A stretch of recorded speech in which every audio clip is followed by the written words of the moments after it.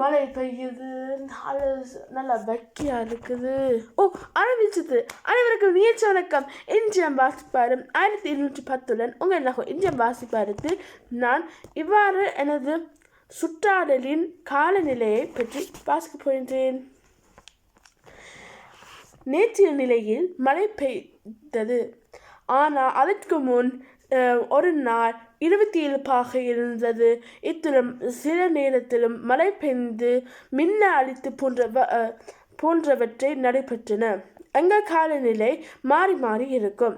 ஏனென்றால் ஒரு நேரத்தில் மழை பெய்யும் அல்லது சூரியனாக வெப்பமாக ஆகிவிடும்.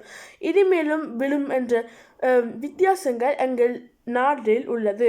இது ஜெர்மன் நாட்டில் எப்படி அழைக்கப்படும் என்றால் நுமாலிஸ் oder typisches deutsches Wetter என்று அழைப்போம்.